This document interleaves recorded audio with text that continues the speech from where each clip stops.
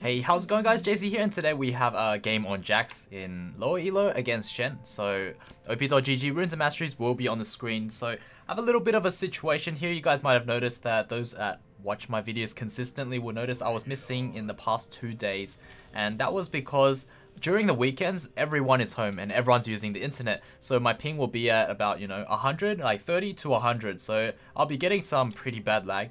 But the thing is, the season ends in like what, a month and a half or something like that, so I thought I'd give it a try and just play through the lag, because maybe I'll play a bit of tank jungling, maybe I'll play Tryndamere and just play through the lag, but that was probably the worst idea I've ever decided on, and I end up demoting my accounts, so feels bad. But yeah, let's just get these CS, and that's the story of why I didn't upload and why I was missing, is because everyone's home during that time, and also had a few like family events, so went to that. Good stuff. Nice. That's the good thing about Jax, is you can trade with Shen level 1, but if you're Tryndamere, you can't trade at all level 1. You just absolutely get destroyed. So we can stack out our passive and just go for it again. Wait a second. Wait a second. Thank you. What? More. Wait, what? Wait, why is he so not tanky? Most Shens will get a Doran shield, by the way, so if you're lower elo, probably get a Doran shield, help out a lot. That's for sure. But 3-minute mark, also they picked Tryndamere, so I didn't pick Tryndamere, so for those that are wondering... Oh, okay, damn, I wasn't meant to get hit by the tower, I was just meant to stun him, which I did get off. So what I'm thinking is, Shen is really weak against Tiamat. I might as well just pick up a Tiamat as a first item because of this matchup, and then I'll go for Triforce. So we're going to pick up Tiamat anyway, but against him, we might as well just pick it up right away, and that way we can shove him in all the time, and he won't be able to help his team. Whether he's good or not, it doesn't really matter. But what matters is that he stays in lane, doesn't help his team, and then, we'll have a really good time after that. And that announcer though, I think that's Ari, the new Ari announcer. Oh, by the way guys, I'm thinking of maybe putting together a group to do the Star Guardian thing, the Star Guardian on Onslaught mode. Apparently there's a thing where if you get as a pre-made in the same club, you'll get what, 1000 RP or something like that for every time you get an S rank for your team. So I'm thinking that maybe I could get a group together if you guys are interested and play on the Oceania server and are really good at this Onslaught game mode. Please be good at it, or else we'll just all be wasting time. Oh nice, I got that thing up just in time, so I end up not taking any damage for that. So that was perfectly timed E. I think the moment he did that dash thing, I just E'd. So that was perfect. And once I get my Tiamat, I'll probably go back once I get my Tiamat. Let's see. I can stack up my passive again and then start trading with him. But yeah, it is definitely a lot easier to trade with a lower elo person. I don't know why, they just have a debuff that makes them weaker or something. Okay, back away. Okay. That was a bad trade for me. That was a very bad trade. So let's just vamp up with our Doran's Blade. I went Doran's Blade because I feel like I want some lifesteal and I can fight Shen early. So that's why I went for Doran's Blade. Otherwise I'd go for Shield, or I would go for, what's that called? The refillable potion, but the upgraded one. I don't want to greed for that. I feel like it's not worth it. I might take way too much damage for this. So I'll just let him have it. And yeah, just farm all of this up and we should be good to go. Once I get Tiamat, we're really good, in really good shape. Hopefully we can carry this one. Not too sure, but hopefully we can. Which will be awesome. But yeah, about the event, I'm thinking maybe I could organize it on Discord or something. I just don't know how I can recruit the people that are good at it, because obviously we want to get that S rank and get that 1000 RP for everyone. And you have to be Oceania Server because that's where I play on, so I'm not sure how many, if we even have enough people on Oceania Server to make this happen. But maybe you guys could write a comment down below if you're interested and you are playing on the right server and you're also good at getting that, finishing off the Onslaught thing. I think I'll link a guide. Oh, what the heck? Oh, nice. But I think I'll link a guide down below, because there's a guide that's released by someone else with a spreadsheet of everything, like in terms of builds, masteries, and strategies. Everything to know about the Onslaught mode. So if you read that and then put that into practice a few times, perhaps, you could make this work out, or we could make this work out. But yeah, I think I'm a bit too distracted, and why is my CS so low? I must have missed a lot while talking. So let's just pay more attention and focus. But yeah, it's pretty farm heavy, this lane. And now that we're slightly pushing into his territory, I think I'm going to have to keep track of Tryndamere, which he is actually down there. But I think I learned my lesson with TPing early. I don't want to TP early, unless it's so free. Okay, worth.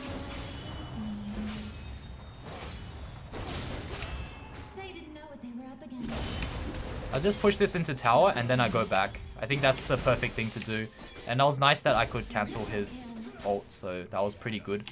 Hopefully that, you know, turned out to be a good result for my team. I'm not going to go for those in case I get taunted under tower. And yeah, so it would just be in EXP range, which I need to turn on. So by the way, guys, if you don't know how to turn on the EXP thing, so it's right here. Under interface, you scroll down to the very bottom and you click experience. There you go. So it wasn't turned on earlier. Okay, so we got our Tiamat and then I'm thinking I should have gotten attack speed now that I look back on it, but it's okay. Because it's just that attack speed synergizes really well with Tiamat, you know? Because you need the attack speed to just keep splashing, and you have the AD from the Tiamat, so you don't really need more Tiamat. I mean, you don't really need more AD. That's what I was thinking. Okay, so Shen went back at a really bad time. Like, he has to assume that I had Tiamat for this to work out for him. So because I had Tiamat, like, he's kind of safe. But I'm going to make sure I let as many minions die as possible. I know that his ult is down, so I can do this.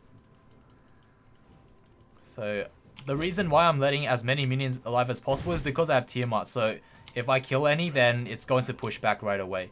So I don't want to thin it out yet. There we go, get those 2 CS. And if this whole wave dies, then, you know, I'm ahead in that regard. Because now I'm up a whole wave. So all of these die, and then if I was to tank it out again, like Shen's just falling behind because he left this lane at a really bad spot. And in higher elo, they'll never do that. They'll try to push it in all the way before they go back. This is why it's so important. Okay, so yeah, we just do that and back away. And now we can start pushing it back. But do you guys see how he already lost that whole wave?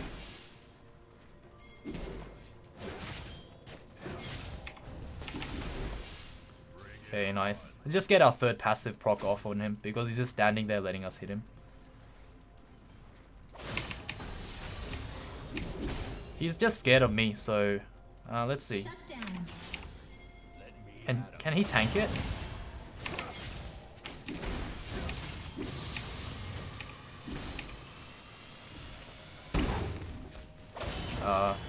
I want him to tank it though.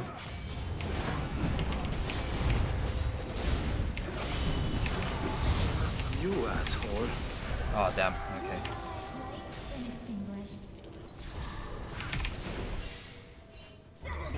Ah, nice, we got him. That was pretty awkward of me, but I think I flashed because I thought I could one-shot him, but it didn't actually work. So that could have went really bad, like he could have got away. Okay, if they're going to throw themselves at me, I'll take it. I'll take it as well. But that Caston was way too low, and he's also really behind. So I guess these are really low elo things that I will never... Oh, what the heck? He's going for me. Okay, let's just get out. Luckily, I was paying attention because I started talking, and that's when I usually get myself killed. So, yeah.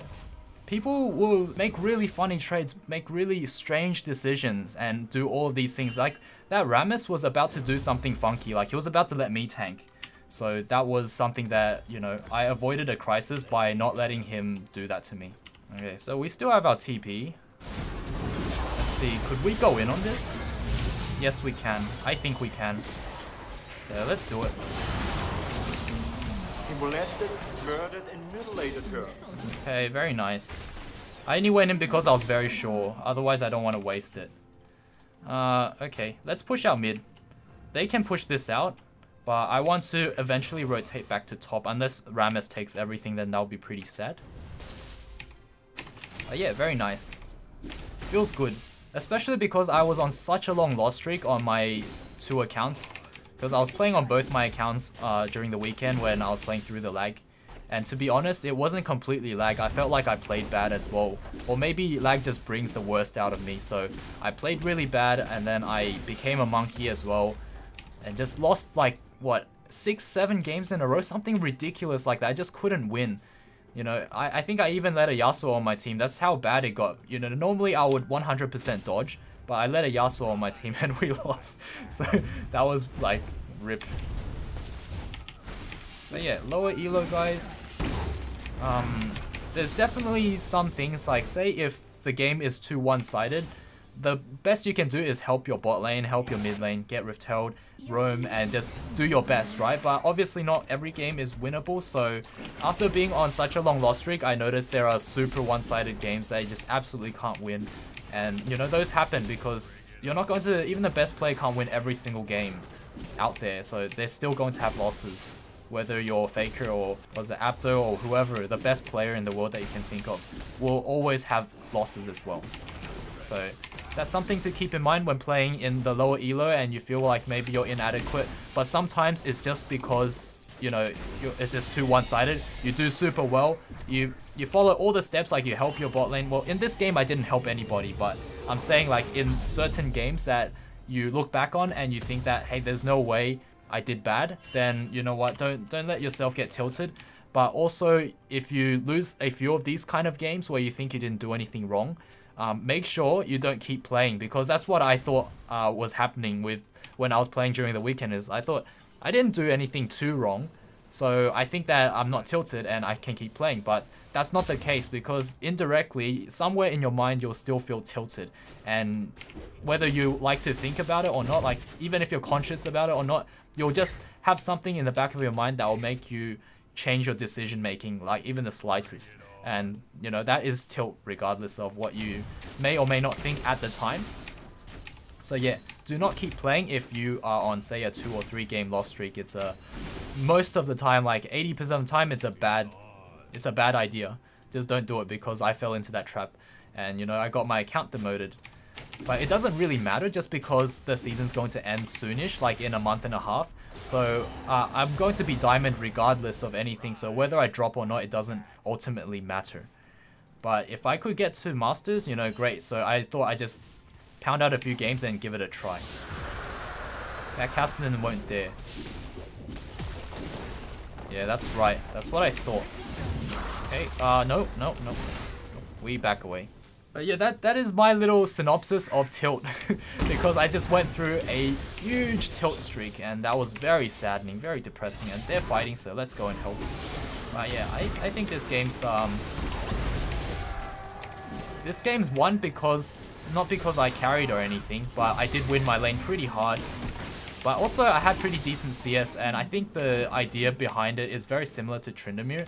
It's just that people will throw themselves at you in lower elo and give you, you know, a bunch of freebies. So if, say, I was the Shen on the enemy team, I'd have to do something very impressive early on to basically stomp bot lane with my Rift Herald and to take out a bunch of towers. And that's how you win. But the thing is, Shen used his ult at a very bad spot. He let me cancel it. Or maybe, you know, I played it well enough to cancel his ult and he wasn't able to help his team. And that also secured our win for us. So, you know, those are like the sort of things that you can think about. But not every game is winnable, but most of them are. So if you play really well every game, you can win. Just don't tilt yourself. Anyways, GG, well played. Hope you guys enjoyed. Thank you so much for watching to the very end. I'll see you all in the next video. Cheers.